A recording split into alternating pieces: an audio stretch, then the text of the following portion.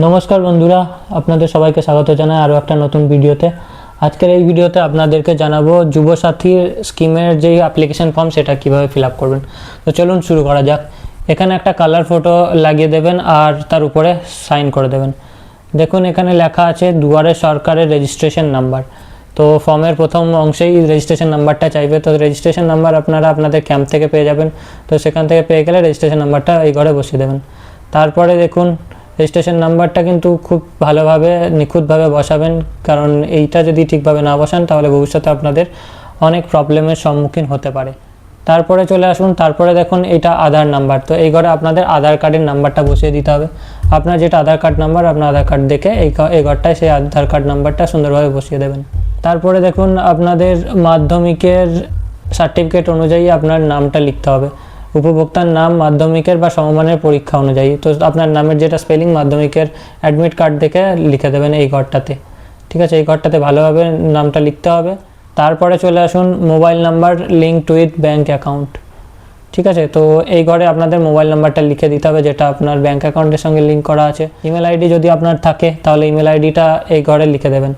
Email আইডিটা mandatory নয় যদিও, কিন্তু তবুও দিয়ে রাখা ভালো, কারণ ভবিষ্যতে আপনার এটা কাজে লাগতে পারে। তারপরে দেখুন জেন্ডারের সেকশানে আছে মেল, ফিমেল আর আদার্স। তো আপনার ক্ষেত্রে যেটা প্রযোজ্য আপনি সেই ঘরে টিক দিয়ে দেবেন। তারপরে চলে আসুন, তারপরে জন্ম তারিখ দিতে হবে, আপনার ডেট অফ বার্থ। তো সেটার ফরম্যাট হলো ডিডি, MM আর YYYY। এই ফরম্যাটে ডেট অফ বার্থটা আপনাদের লিখে দিতে হবে। ডেট অফ বার্থটা খুব সুন্দরভাবে লিখবেন যাতে ডেট অফ বার্থ ভুল না হয় আর আপনার অ্যাডমিট কার্ডের সঙ্গে ডেট অফ বার্থটা যাতে ম্যাচ করে। তো তারপরেই দেখুন 1 এপ্রিল 2026 হিসাবে আপনার যেটা বয়স সেটা ক্যালকুলেট করতে হবে। আর তার পাশে ঘর আছে, আমি দেখিয়ে দিচ্ছি, এই যে এই ঘরটাতে বয়সটা ক্যালকুলেট করে এই ঘরে বসিয়ে দিতে হবে। তো 1 এপ্রিল 2026 হিসাবে আপনার যেটা বয়স সেটা এই ঘরে আপনারা লিখে দেবেন। তারপরে চলে আসুন ফাদার্স নেম। এই ঘরটায় বাবার নামটা খুব ভালোভাবে বসিয়ে দেবেন। তারপরে ঘরে আছে মাদার্স নামটাও এই ঘরে বসিয়ে দেবেন। তারপরে আছে স্পাউস বা স্বামী বা স্ত্রীর নাম। তো যার ক্ষেত্রে যেটা প্রযোজ্য, স্বামীর ক্ষেত্রে স্বামী, স্ত্রীর ক্ষেত্রে স্ত্রীর নামটা এই ঘরে লিখে দেবেন। তারপরে লাইনে চলে আসুন, তারপরে দেখুন ক্যাটাগরি ইফ নট জেনারেল। তো স্বামী স্ত্রীর নাম লেখা হয়ে গেলে পরের ইয়েতে ক্যাটাগরিটাতে আপনারা যদি জেনারেল না হয়ে থাকেন তাহলে সেটা যদি আপনারা SC ST কিংবা OBC এই ঘরটাতে কাস্ট সার্টিফিকেটের নাম্বারটা বসিয়ে দেবেন। তারপরে ম্যারিটাল স্ট্যাটাস মানে বৈবাহিক অবস্থা। তো আপনার ম্যারিটাল স্ট্যাটাস যেটা, আপনি যদি আনম্যারিড হন বা উইডোয়ার হন বা ম্যারিড হন বা সেপারেটেড হন, যেটা আপনার জন্য প্রযোজ্য সেটাতে আপনারা টিক করে দেবেন। তারপরে আপনার কন্ট্যাক্ট ডিটেলস, এখানে কন্ট্যাক্ট ডিটেলস চেয়েছে। কন্ট্যাক্ট ডিটেলসের ক্ষেত্রে আপনাকে কী দিতে হবে দেখুন, হাউস নাম্বার বা village, post office, GP, block, police station, district, এগুলো সব দিতে হবে। তো যারা গ্রাম থেকে আছেন তারা প্রথমে ভিলেজ লিখে দেবেন, তারপর পোস্ট অফিস, তারপরে গ্রাম পঞ্চায়েতের নাম, তারপর ব্লকের নাম, তারপর থানার নাম, তারপরে জেলা, তারপর পিনকোড আর রাজ্যের নাম তো লেখাই আছে। তো এই ডিটেলসটা সম্পূর্ণটা খুব সুন্দরভাবে বড় হাতে ক্যাপিটাল লেটারে সুন্দরভাবে লিখে দেবেন যাতে। তারপর আমরা চলে আসি নেক্সট পেজে চলে এলে দেখতে পারবেন প্রথমেই আছে মাধ্যমিক pass or equivalent examination details. তো মাধ্যমিক বা সমতুল্য পরীক্ষার বিবরণ আপনাকে এখানে দিতে হবে। তো এখানে প্রথমেই যে আপনার 10th সার্টিফিকেট আছে, যাতে আপনার 10th পাস করেছেন সেই সার্টিফিকেটটা হাতে নিয়ে নেবেন। দিয়ে দেখবেন অ্যাডমিট কার্ডও নিতে পারেন, তাতে রোল নাম্বার লেখা থাকবে। তো প্রথমে অ্যাডমিট কার্ড দেখে রোল নাম্বারটা ওখানে বসিয়ে দেবেন। তারপরে রোল নাম্বারটা ঠিক বসানোর পরের ইয়েতেই নাম্বার আছে, সেখানে নাম্বারটা বসিয়ে দেবেন। তারপরে ডান দিকে দেখুন বর্ষ বা ইয়ার, মানে কোন বছরে আপনি মাধ্যমিক দিয়েছেন, তো সেটা আপনার অ্যাডমিট কার্ড দেখে লিখে দেবেন এখানে। এবার বোর্ড আপনাকে লিখতে হবে, আপনি কোন বোর্ড থেকে মাধ্যমিক পাস করেছেন। যদি WBBSE মানে West Bengal board of secondary education হয় তাহলে এখানে ক্লিক করবেন। আর যদি আপনার CBSE হয় তো CBSE-তে, ICSE হয় তো ICSE-তে, বা মাদ্রাসা যদি হয় তাহলে WBBME-তে টিক করবেন। আর যদি এগুলো ছাড়া অন্য কোনো আদার্স কিছু হয়, ওপেন বা অন্যান্য কিছু, তাহলে ওখানে আদার্সে টিক করবেন, মানে আপনার জন্য যেটা প্রযোজ্য হবে সেখানে আপনি টিক করবেন। তারপর দেখুন এডুকেশনাল কোয়ালিফিকেশান, হাইয়েস্ট শিক্ষাগত যোগ্যতা যেটা আপনার সর্বোচ্চ, সেইটা এই ঘরে লিখতে হবে। আপনি যদি গ্র্যাজুয়েট হন বা উচ্চ মাধ্যমিক হন বা পোস্ট গ্র্যাজুয়েট হন, মানে আপনার সর্বোচ্চ শিক্ষাগত যোগ্যতা যেটা সেটা এই ঘরে লিখে দেবেন। তারপরে প্রেজেন্ট অকুপেশন, সবথেকে ইম্পর্টেন্ট যেটা, কারণ এটা বেকার ভাতার ফর্ম। তো এখানে ভাতাটা পেতে গেলে আমার মতে এখানে একদম বেকার বা আনএমপ্লয়েড কথাটা লেখাই ভালো, কারণ বর্তমান পেশা যদি আপনার কিছু না থাকে তবেই আপনি বেকার বলে গণ্য হবেন। তারপরে চলে আসছে ব্যাঙ্ক অ্যাকাউন্ট ডিটেলসে। ব্যাঙ্ক অ্যাকাউন্ট আধার কার্ডের সঙ্গে সংযুক্ত যেটা আছে সেই ব্যাঙ্ক অ্যাকাউন্ট ডিটেলস আপনাকে এখানে দিতে হবে। তো আপনি আপনার পাসবই দেখে আপনার ব্যাংকের নাম, যদি আপনার স্টেট ব্যাঙ্ক অফ ইন্ডিয়া হয় তাহলে এখানে ব্যাংকের নাম, তারপরে ব্যাংকের শাখা, আর এখানে ব্যাংকের অ্যাকাউন্ট নাম্বারটা দিয়ে দিতে হবে। আর আইএফএসসি কোডটা এই লাস্টের ঘরটায় দিয়ে দিতে হবে। আইএফএসসি কোড আমি উদাহরণস্বরূপ বলে দিই, খুঁজতে একটু অসুবিধা হয়। আপনার পাসবুকের উপরের দিকে আইএফএসসি কোড, এমআইসিআর কোড এগুলো দেওয়া থাকে। এসবিআই এর ক্ষেত্রে SBIN দিয়ে শুরু হয়, আর আইএফএসসি কোড মোট 11টা সংখ্যার হয়।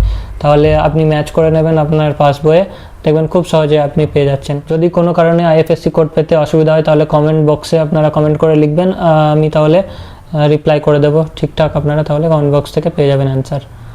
Weather financial assistant receive from government, আপনারা কি অন্য কোনো সরকারি সাহায্য পান কি না, হ্যাঁ কি না, এইটা সবথেকে ইম্পর্টেন্ট জিনিস এই স্কিমটার লাভ পেতে গেলে। যদি হ্যাঁ হয়, মানে আপনারা কৃষক বন্ধু বা অন্যান্য কিছু যদি পেয়ে থাকেন তাহলে হ্যাঁ দিতে হবে। শুধুমাত্র শিক্ষাগত সুবিধা মানে কোনো বৃত্তি বা কোনো স্কলারশিপ যদি পান তাহলে হ্যাঁ বলার দরকার নেই।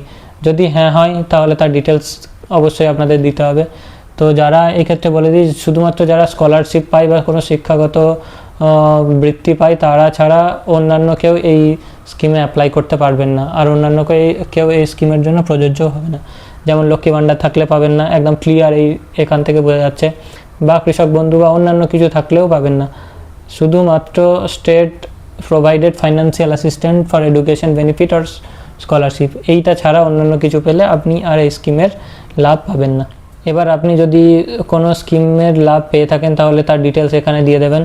যদি আপনি কৃষক বন্ধু পান তাহলে তার নাম এখানে লিখে দেবেন, বা লক্ষ্মী ভাণ্ডার পেয়ে থাকলে সেটা লিখে দেবেন, বা অন্যান্য কিছু পশ্চিমবঙ্গ সরকারের অন্যান্য অনেক স্কিম আছে তো সেগুলো এখানে লিখে দিতে পারেন, যেগুলো যদি আপনি পেয়ে থাকেন। আর যদি না থাকে তাহলে ড্যাশ লিখবেন। তো আমি বলবো যদি আপনি অ্যাপ্লাই করে রেখেছেন অলরেডি, অন্যান্য কিছু কিন্তু পান না, তাহলে এখানে ড্যাশ ছেড়ে দিয়ে নো লিখে দেবেন, তাহলে সেটাই সবথেকে ভালো হবে, কারণ আপনি যেহেতু অ্যাপ্লাই করেছেন পাননি। তারপরে এবার চলে আসি এনক্লোজার লিস্টে আপনাদের কি কি কাগজ দিতে হবে। তো দেখুন, প্রথমে মাধ্যমিক ইকুইভ্যালেন্ট অ্যাডমিট কার্ড, মাধ্যমিক আর ইকুইভ্যালেন্ট মার্কশিট। তো অ্যাডমিট কার্ড, আপনার মার্কশিট এগুলো দিয়ে দিতে হবে, সেলফ অ্যাটেস্টেড করা, সব প্রত্যয়িত।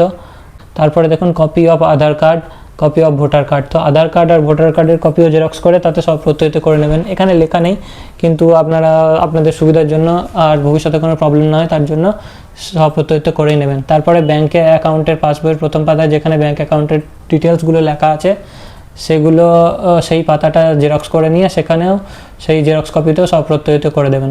আপনার কাছে যদি ক্যান্সেল চেক থাকে, অরিজিনাল ক্যান্সেল চেকও আপনি দিতে পারেন, কোনো প্রবলেম নেই। আর লাস্ট যেটা SC ST OBCদের জন্য আপনারা আপনাদের যেই অনগ্রসর শ্রেণী শংসাপত্র আছে বা সার্টিফিকেট আছে, কাস্ট সার্টিফিকেট, সেটাও তারও একটা জেরক্স কপি সব প্রত্যয়িত করে দিয়ে দিতে পারেন। তারপরে দেখুন ডিক্লারেশন, সেলফ ডিক্লারেশন, এটা খুব ভালোভাবে মন দিয়ে পড়া দরকার, তাহলে আপনাদের যত ডাউট আছে সেগুলো আপনাদের ক্লিয়ার হয়ে যাবে। তো এখানে প্রথমেই দেখুন বলেছে I M a permanent resident of West Bengal, আমি পশ্চিমবঙ্গের স্থায়ী বাসিন্দা। দ্বিতীয়ততে বলছে যে আমি অদ্যাবধি একজন বেকার, যে আমি আগেই বললাম না, আপনি যদি বেকার না থাকেন তাহলে এইটার লাভ আপনি পাবেন না, তাহলে আপনাকে আগের ক্ষেত্রে ওখানে বেকার লিখতে হবে বা আনএমপ্লয়েড লিখতে হবে। 3 নম্বর অপশন দেখুন, 3 নম্বর অপশানেও কিন্তু খুব ভালোভাবে দেওয়া আছে যে আপনি যে সমস্ত নথিপত্র দিয়েছেন সেগুলো সব কিছু সত্য, তাই আপনি যেই সাপোর্টিং ডকুমেন্টগুলো দেবেন সেগুলো সব কিছু ঠিকঠাক হওয়া উচিত, তবে আপনি কিন্তু এই টাকার লাভটা পেতে পারেন। 4 নম্বর অপশানটাও পড়ে নেবেন, সে সিম্পলি আধার অথেন্টিকেশন, আপনার আধার কার্ডটা অথেন্টিকেট করার জন্য সরকার আপনার কাছ থেকে পারমিশন চাইছে। তারপরে এখানে ডেটটা লিখে দেবেন, ডেট লিখে দেওয়ার পরে ডান দিকে এই ঘরটাতে সই করে দেবেন। সই করে দেওয়া হয়ে গেলে আপনার ফর্মটা ফিল আপ করা হয়ে গেল।